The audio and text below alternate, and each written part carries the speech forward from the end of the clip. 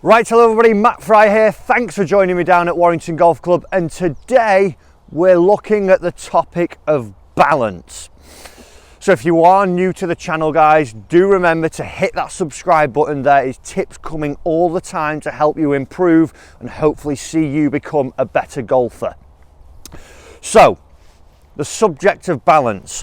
I'm just going to start us off with two practice swings here, and I want you to comment down below which one is the better one. And we'll always hear the saying, oh, I can do it in front. When there's no ball in front of me, I make a great swing every time. There's swing one. And now here's swing two. I'm really good without a ball all the time, always make a great swing. Oh, looks like I was stumbling out of a bar on a Friday night there. And this is one of the subjects I touched upon with one of my lessons, Paul, in a recent lesson. And he came to me with a problem with his driver. And been coming for lessons for quite a while, a good player. And he'd been away playing for 4 days, and 3 days absolutely striped. He said, I couldn't miss a fairway. Everything was going right for me. Then on day 4, something changed. I was hitting it okay, it felt like. It was a little bit scrappy, the strike, but the ball was going everywhere. There was no consistency for me, right, left, here, there, and everywhere. So started to watch him hit some, and very, very quickly it became evident that he had no balance in his golf swing. Now, especially when you think of a driver and a 3-wood or one of your longer clubs, when you're moving them around your body, you could be moving them up to somewhere in the 100-mile-per-hour range, and if you are not balanced and able to support that speed, you've got no chance. It doesn't matter where your face is looking, it doesn't matter where the club's swinging, because as human beings, our instinct is to try and stay on our feet, so it'll make an effort to hit it, but the most important thing is that we're not laying flat on our back after we've made the shot. So what we did with Paul was go through a little bit of a different drill, and it was one of those where he'd come expecting it to be, all right, we're going to do some real technical work on your swing today, we're going to look at getting it slightly shallower or something. And as soon as I mentioned balance, it was like, well, is that it? What do you mean?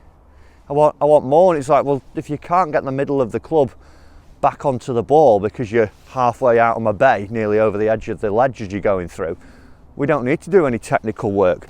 So what we started to do with Paul was literally make some golf swings where I got him to just stand with a club head in between his feet here.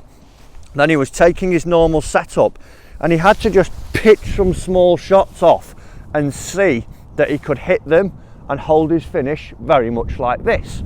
Because as soon as Paul started, even with the small feet together as he was going through it, we would start here and he'd have his practice swing and it'd be, oh, gone again. And then his next one he'd try and compensate by putting too much weight in his heels, and it was over here. So there was no actual consistency of where he was delivering it. So it was finding it for him that we actually got him to bounce a little bit so he could feel the weight back into the balls of his feet, then take his good posture, and then just make some small swings. He'd make small swings like this, feeling that he was just going to pitch them off like this. So had his 8-iron out like I've got here, and would hit a nice small shot like that. And I'd get him to hold his finish until the ball actually touched the ground. So he then really had to focus on being in balance for that whole entirety of his golf swing. So it'd be balanced to backswing, balanced to impact, and then balanced into his follow through, just to make sure we could start to get the middle of the club back on the ball. And then from there, it was a progression of standing back up to the driver or his 3-wood and seeing that we could again keep that balance. So we started with some small swings with his feet together, making sure he could get the middle of the club back to the ball each time. Even if it was slightly across it or slightly from the inside, what I wanted to see was that Paul wasn't falling away from the ball or back from it, just so he could return it more consistently.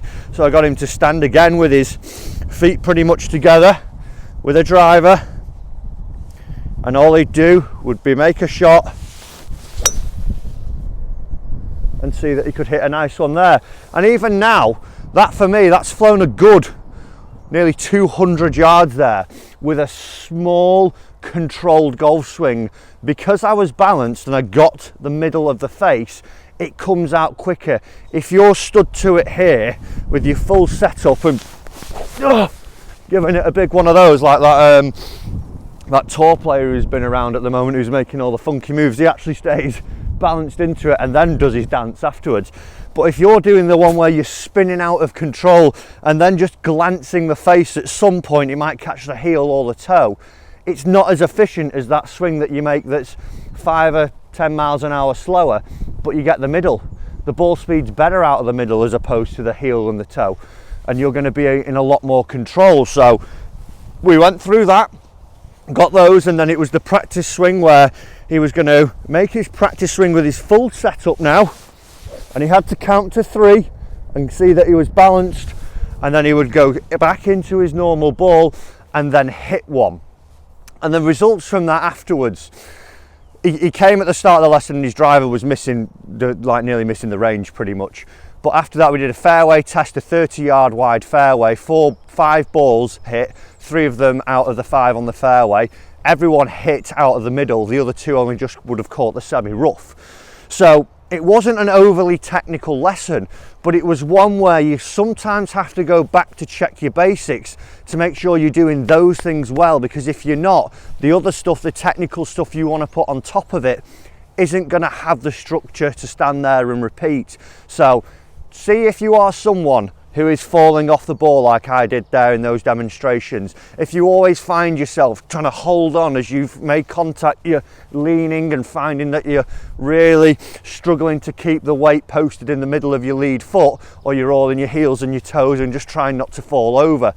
If you are, get down, do the drill where you hit some small shots like 60% swings with your feet pretty much together, and start to see that you're getting a nice strike. Learn to turn and hit and hold the finish, and then from there you can start to build up back into your full swings, and see once you've done that you can add the speed whilst keeping the balance. You've got to keep the balance while adding that speed, guys. Guys, I hope this video's liked. I hope you've liked it, firstly, definitely. I also, if you have, do give that like button a hit for me. Remember as well, guys, if you want content to help you become a better player and a better golf this year, do hit the subscribe button for videos every week. Thanks for watching, and I'll see you soon in the next one.